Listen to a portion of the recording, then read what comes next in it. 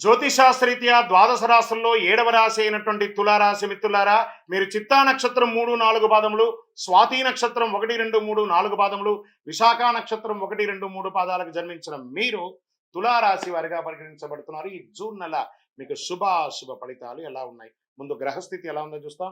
అష్టమ భాగ్యస్థానంలో ప్రతికూలంగా సంచరిస్తున్నటువంటి గ్రహాలు, సప్తమ స్థానంలో అంగారకుడు ప్రతికూలం, బుధుడు అష్టమ స్థానంలో అనుకూలం, గురు అష్టమ స్థానంలో ప్రతికూలం, శుక్రుడు 8వ 9వ స్థానంలో అనుకూలం, శనేశ్వరుడు పంచమ స్థానంలో అనుకూలం, రాహు షష్టమ స్థానంలో అనుకూలం, కేతు ద్వాదశ స్థానంలో ప్రతికూలం.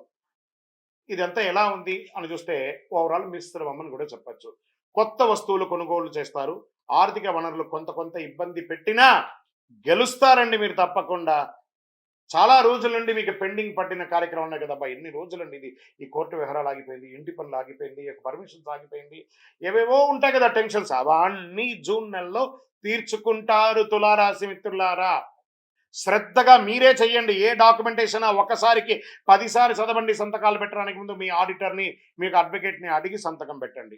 వ్యాపారస్తులకి చాలా కలిసి వస్తుంది, నిరాటంకంగా జరుగుతుంది. రియల్ ఎస్టేట్ వారికి అయితే యోగం అండి, అంత అద్భుతంగా ఉంటుంది. గతంలో తీసుకున్న డబ్బులు, చెల్లించాల్సిన అప్పులు, వాటికన్నిటికీ కొత్తగా మంచి అవకాశాలు వచ్చి మీ అప్పులు తీర్చే ఒక సమయం ఆసనమైందండి.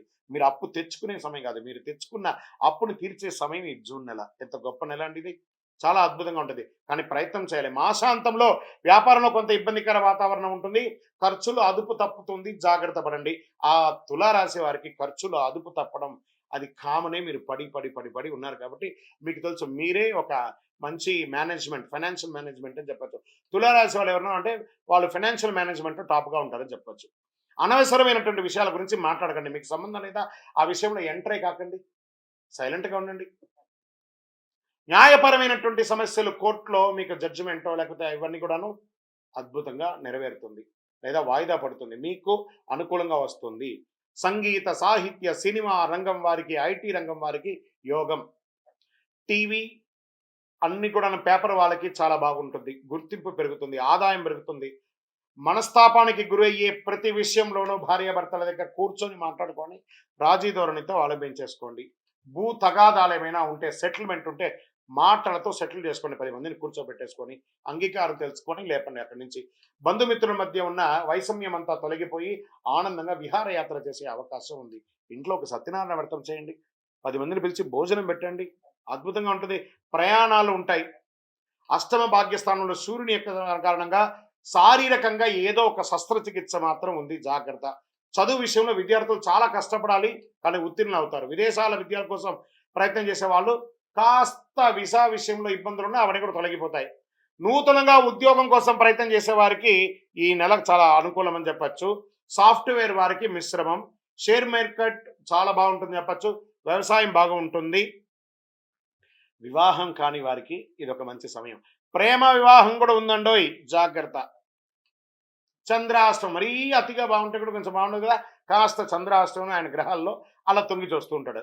ఆ చంద్రుడు అష్టమంలో ఉన్నప్పుడు అదే చంద్రాష్టమం అంటారు. జూన్ 5, 6, 2024 4:14 ఉదయం నుండి 7, 6, 2024 7:56 ఉదయం వరకు చంద్రాష్టమం ఉంటుంది. ఈ 2.5 రోజులు జాగ్రత్త. వాహనం నడిపేటప్పుడు, సంతకాలు పెట్టేటప్పుడు, ఇతరులతో మాట్లాడేటప్పుడు జాగ్రత్త సుమి. Lucky number 7. పరిహారం దేవీ సప్తసతి చండీ పారాయణం పఠించండి. దానివల్ల సకల శుభాలను పొందుతారు, వ్యాపారపరంగా ప్రయోజనం పొందుతారు. గోచార ప్రకారంగా తెలుసుకున్న మీరు మీ యొక్క వ్యక్తిగత జాతకం ఎలా ఉంటుందో తెలుసుకోవాలనుకుంటే మీ పరిసర ప్రాంతాల్లో ఉన్నటువంటి జ్యోతిష్ శాస్త్ర నిపుణులను సంప్రదించండి, లేదా సద్గురువుని సంప్రదించి జ్యోతిష్ శాస్త్రం తెలుసుకోండి. మీ యొక్క జాతకం ఎలా ఉందో, జన్మ జాతకం ఎలా ఉందో తెలుసుకోండి. లేదా గురుగారు మీ దగ్గర తెలుసుకోవాలనుకుంటాం, కింద నెంబర్కి మీ యొక్క date of birth, time of birth, place of birth WhatsApp చేయండి, కాల్ చేయకండి. మా అడ్మిన్స్ దాన్ని పరిశీలించి మీకు రిప్లై ఇస్తారు.